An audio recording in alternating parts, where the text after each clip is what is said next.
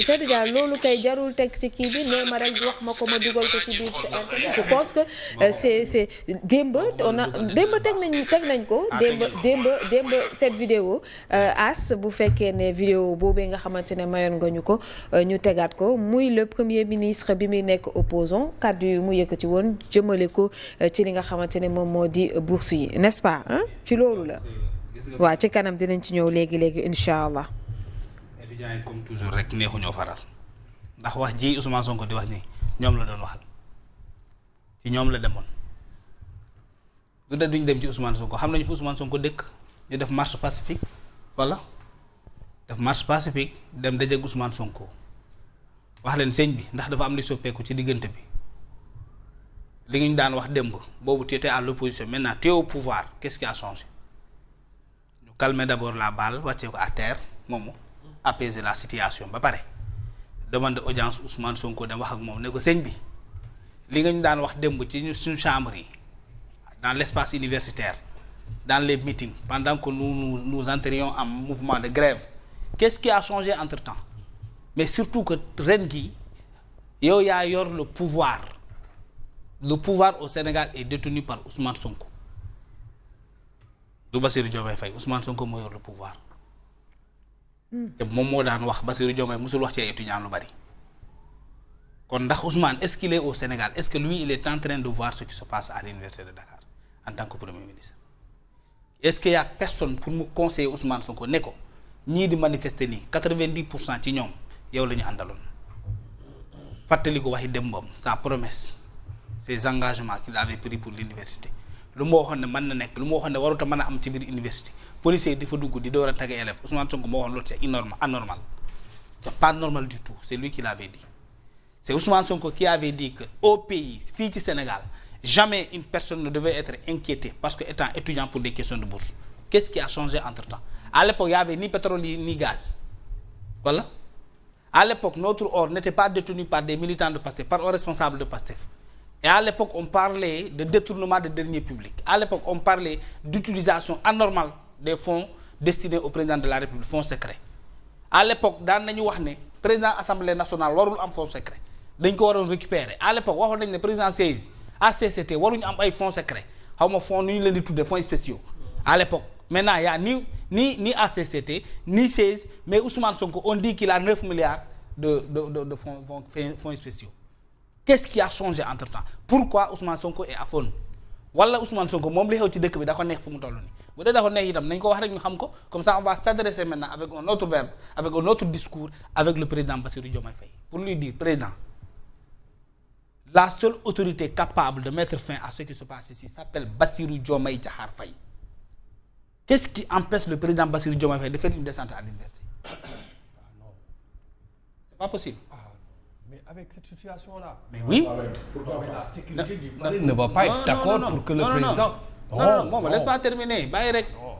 Non. Président de la République xale la.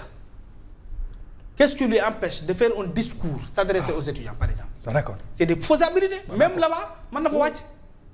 Président mën na dox dem université. Non, c'est inimaginable. Def discours ne les étudiants calmez-vous j'arrive à votre rencontre. Les étudiants vont se calmer vont l'accueillir.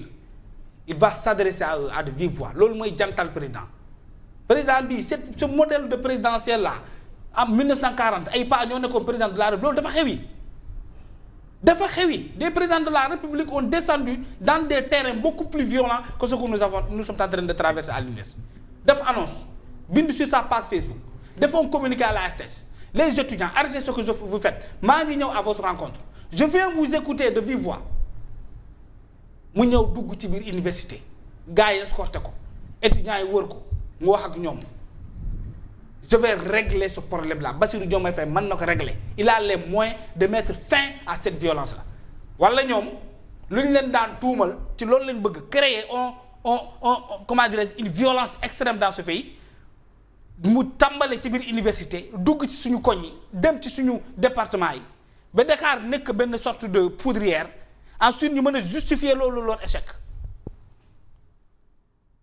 voilà si c'est ça maintenant votre logique yaa ngi dégg il faut que ça cesse parce que ce qui se passe à l'université peut déborder ça peut déborder C'est le président qui doit mettre fin à cette violence entre policiers et étudiants. Ousmane Sonko, du haut de sa notoriété, de sa crédibilité, bu bindoon ci page Facebook comme les étudiants, je viens à votre rencontre. benn xeer du jub. Il n'y aura aucune violence. Les étudiants vont s'arrêter, vont l'attendre, vont lui parler. Et il prend un engagement. Pourquoi ce silence du régime, de ce gouvernement-là? Pourquoi ils ne disent rien du tout? Pourquoi personne ne parle? Pourquoi ce qui se passe à l'université semble ne préoccuper personne? Ni ministre de l'enseignement supérieur, ni président de la République, ni ministre de l'Intérieur, personne. Tout le monde s'est terré. On ne règle pas des problèmes avec le silence. Il faut les affronter avec audace. Loolu mooy le pouvoir. Loolu tax mu ne leen pouvoir. La notion du pouvoir, il faut l'exprimer. Le pouvoir, c'est la capacité de faire face aux défis, à la violence quand elle est présente, d'avoir des stratégies urgentes pour taire des situations comme ça. Loolu mooy le pouvoir.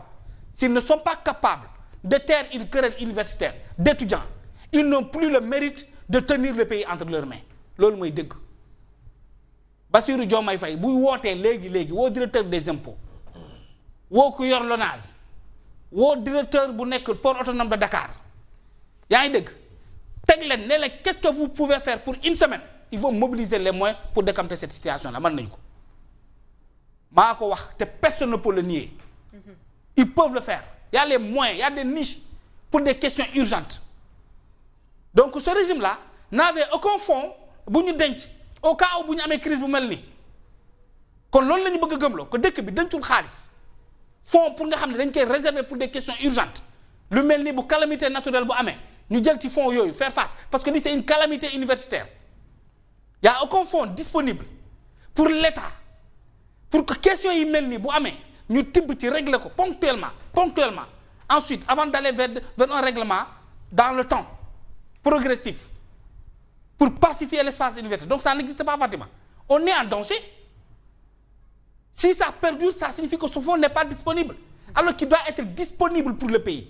Un fonds pour régler des questions urgentes lu mel ni calamité naturelle, catastrophe naturelle, lu mel ni li xew université. Caisse noire bu président de la République, c'est destiné à ça. Bu question urgente amee amul benn ministère bu ko mën a rendre en charge ñu dem ci caisse noire bu président de la République dans ces fonds spéciaux ñu tibb ci ñu régler un problème ponctuel. Primature, Assemblée nationale ñu cotiser dajale ko ne payer les bourses même si c'est partiellement. Affaire bi di dox di dem affaire yi di gën a metti président de la République soppeeku nekk muuma ne pat. Premier ministre n'est pas ministre de l'Intérieur, enseignement supérieur, même les médiateurs de la République ne parlent pas. Alors que notre université est en train d'être transformée en cendres. Très bien. Tout est brûlé à l'université. Ça ne préoccupe personne. S'ils ne sont pas capables de régler ça dans les 24 heures à venir, ils ne méritent pas la responsabilité d'être à la tête de notre pays. Lila, c'est ça la vérité qu'il faut dire à ces gens. Merci beaucoup. Dinaa ñëwaat ci yow Bamba mu ngi koy wax léegi Cheikh Tidiane parce que tey gis nañ au niveau de l'université parce que permettre na